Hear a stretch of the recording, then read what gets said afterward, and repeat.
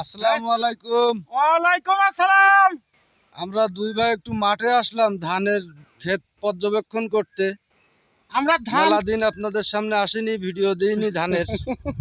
এখন আজকে মনে করলাম যে দুপুরবেলা গোসলের আগে অন্তত একটু মাঠটা বেড়ায় আসি। তো সেই সুবাদে আপনাদের সামনে একটু আসার চেষ্টা করলাম আর কি। আপনারা সবাই কেমন আছেন? আশা করি ভালো আছেন, দোয়া করবেন।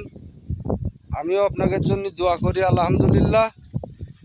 তো ভাইজানেরা, এ হচ্ছে আমার ধান। অনেকদিন আপনাকে দেখানো হয়নি আমার ধানের ক্ষেতটা। এ হচ্ছে আমার ধান, দেখেন। আলহামদুলিল্লাহ, এবছর যথেষ্ট পরিমাণ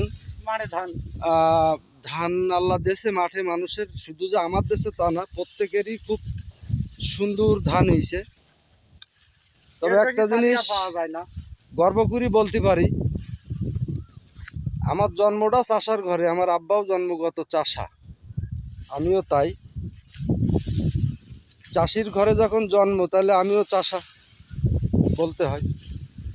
তো সেই হিসাবে আমি একটুখানি গর্ব করে বলতে পারি যে আমার এই ক্ষেতের আশেপাশে অন্তত মিনিমাম 20-50 বিঘা জমির ভিতরে সর্বোচ্চ ভালো ধান আল্লাহ আমার ক্ষেতটাই দিয়েছে। দেখেন, আমার এটা হচ্ছে super rod Miniket, rod super. আর আমার এ পাশেরটাও রড মিনিকেট, এটাও রড মিনিকেট।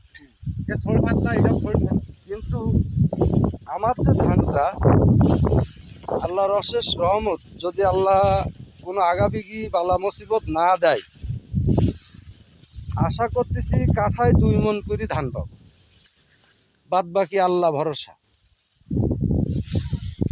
এখন আপনাদের সাথে একটু শেয়ার করলাম, কারণ বিষয়টা খুবই আনন্দের। একটা কৃষক যখন ভালো ফসল পায়, তখন তার মনে বিশাল একটা আনন্দ থাকে, একটা আনন্দ হয়। সেই আনন্দের সুবাদে আপনাদের সাথে একটু শেয়ার করলাম। যথেষ্ট ভালো ধান ইনশাল্লাহ আল্লাহ দেশে। আপনারা একটু দোয়া করেন যেন একটু আসমানের বালা মুসিবত যেন একটু কম হয়। আমার এই ভাই হচ্ছে আমার মেশিনের পানি দাতা, কিন্তু আমার ভাই আমার সাথে গাদ্দারি করতেছে, এইটাই আমার বড় খারাপ লাগতেছে। পানি নাই কেন ভাই?